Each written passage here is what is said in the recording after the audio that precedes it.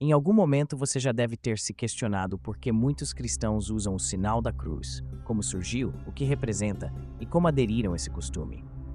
Nesse vídeo, vamos embarcar nestas questões que nos levam à história e tradição da Igreja. O sinal da cruz. A tradição do sinal da cruz para alguns cristãos nos dias atuais é vista apenas como uma invenção tardia da Igreja de Roma, como uma espécie de marca registrada. Porém, a verdade é que esta tradição remonta à Igreja primitiva. De certo modo, ao longo do tempo, o sinal passou por pequenas mudanças até chegar ao que observamos hoje. Inicialmente, ao que tudo indica, o sinal da cruz era feito somente sobre a testa e tinha as finalidades de proteção, horários fixos de orações, agradecimentos, batismos, durante as tentações e entre outros aspectos da vida cotidiana, como alguns cristãos nos deixaram escrito.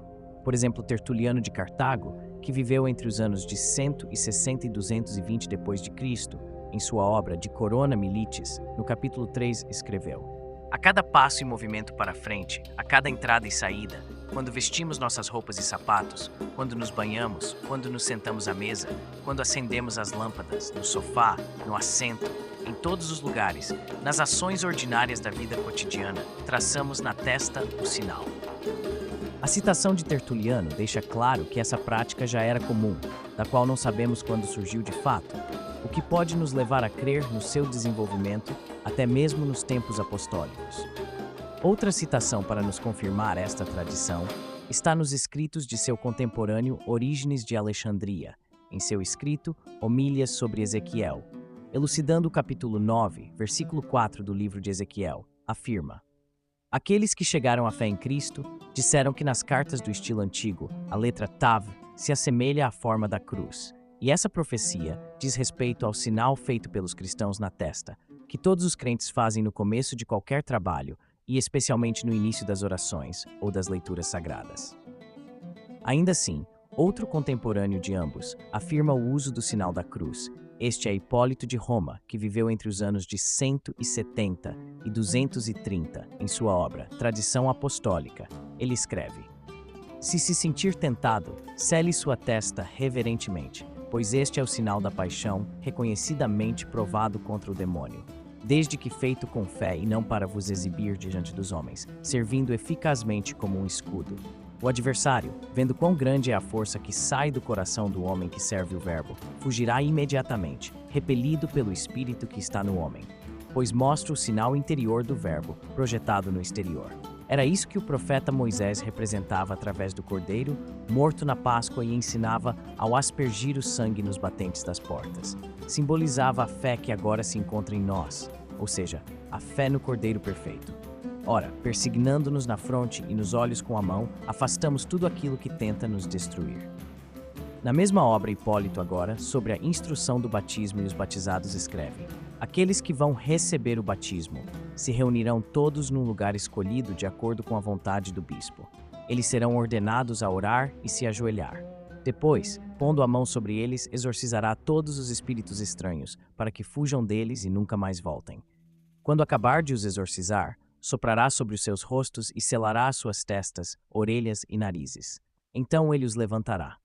Vamos agora falar sobre o interessante testemunho de Lactâncio, que viveu nos tempos de perseguição do imperador Diocleciano.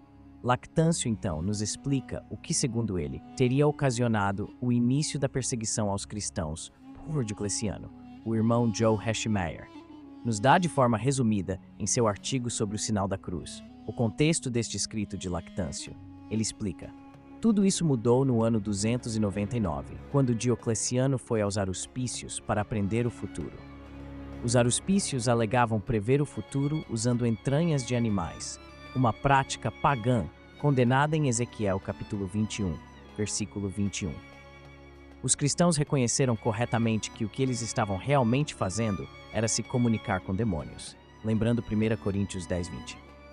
Assim, quando os aruspícios começaram seu ritual demoníaco, alguns companheiros cristãos de Diocleciano responderam fazendo o sinal da cruz, que Lactâncio chama de sinal imortal em suas testas. Imediatamente os demônios fogem. Os aruspícios ficaram furiosos e culpam os cristãos. Galério César, segundo em comando do imperador e seu sucessor, encoraja Diocleciano a responder perseguindo os cristãos, e isso foi o que ele fez. Muito bem, após o contexto explicado, vamos agora ao testemunho de Lactâncio que escreve em sua obra intitulada De Mortibus Persecutorum, no capítulo 10. Diocleciano, como sendo de disposição tímida, era um pesquisador do futuro, e durante sua permanência no Oriente, ele começou a matar vítimas, para que de seus fígados pudesse obter um prognóstico dos eventos. E enquanto ele sacrificava as vítimas, alguns atendentes dele, que eram cristãos, ficaram de pé e colocaram o sinal imortal em suas testas.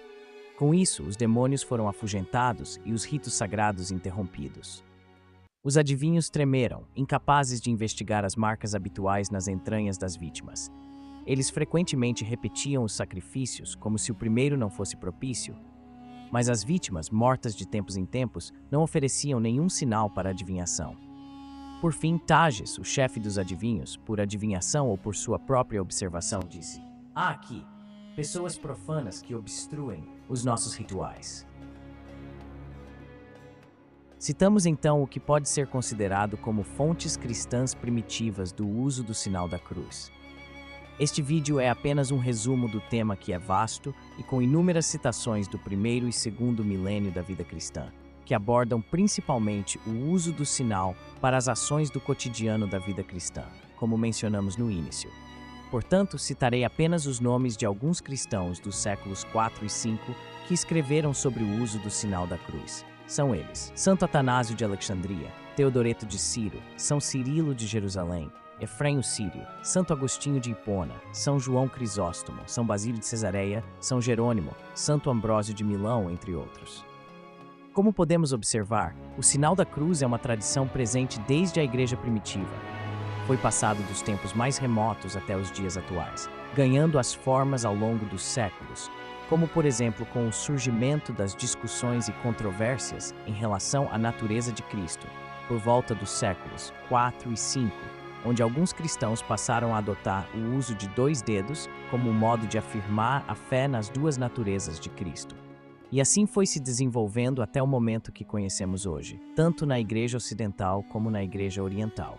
Alguns livros se propõem a explorar a evolução histórica do gesto do sinal da cruz, em diferentes épocas e lugares, como é o caso do livro do autor Andreas Andreopoulos, The Sign of the Cross, The Gesture, The Mystery, The History.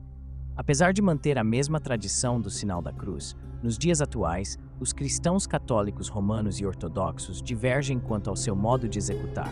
Vale lembrar que algumas igrejas protestantes mais tradicionais também fazem o uso do sinal, e algumas igrejas romanas entre si diferem da forma de fazer o gesto, mas nada que afete a fé.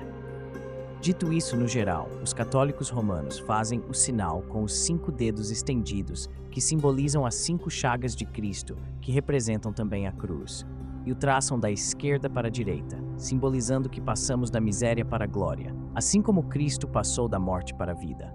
Vale ressaltar que o lado direito na visão cristã é sempre visto como o que é correto, o lado justo, o lado do qual o Filho está assentado, na destra do Pai.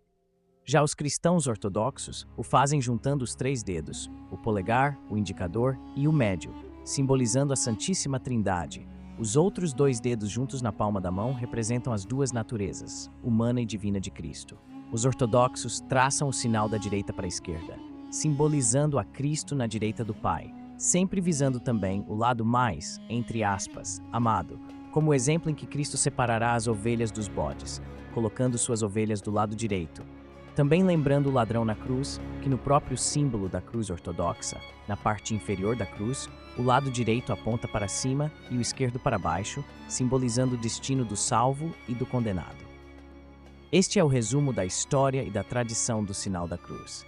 Muito obrigado por assistir, deixe seu like, isso ajuda muito o canal. O vídeo é curto, mas o trabalho é longo, porém é feito com muita paciência e perseverança. Por isso, mais uma vez, muito obrigado pela sua presença. Até o próximo vídeo.